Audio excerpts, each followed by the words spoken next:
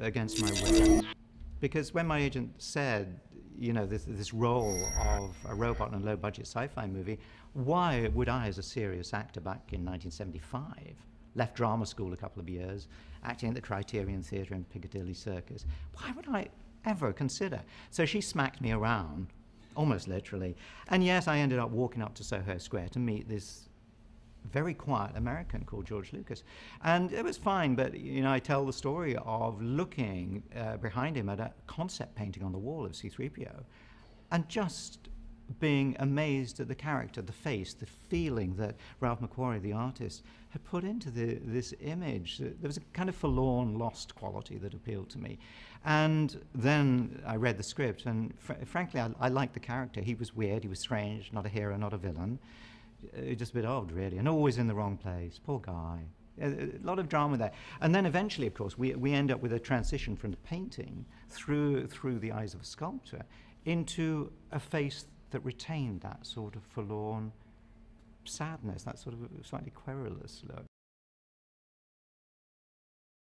As for the voice actually starts off here, where I have a microphone and a wire goes down my back, and there's a transmitter inserted somewhere rather warm down here.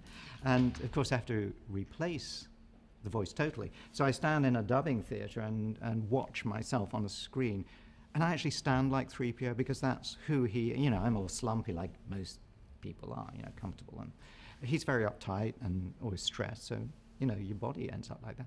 And I watch myself going, oh, hello, I am C-3PO, and so it goes on.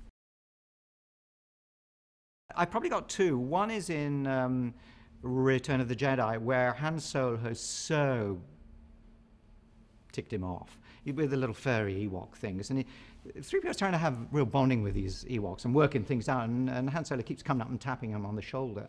And the third time he does it, because he's interrupting the third time, 3PO, and it took a bit of rehearsal for me to work it out, but he whips round so fast with such a look of venom on his face. I mean, I think Harrison slightly reeled back, and I love the fact that the emotion of it comes through on the screen through his face. Other favourite story is, but people don't realise, but R2-D2 was totally silent during film, so I was talking to myself the whole way through the movie. And to begin with, it drove me nuts, and to the point where I asked George if he could like make a sound, you know, like could you go beep or something? Oh, sure. And he tried it once, and he was really, really bad. Oh my, how exciting! After all these centuries, Blu-ray has finally arrived. And look, it's Star Wars. It's even got bits of, well, other people in, but use fast forward because I'm in there a lot, and it's much better because you can see me in great detail as you've never seen me before. And also, if you have time, there's 40 hours of other unseen footage. Oh, magical. And even interviews with the maker himself, Master George Lucas. Yes.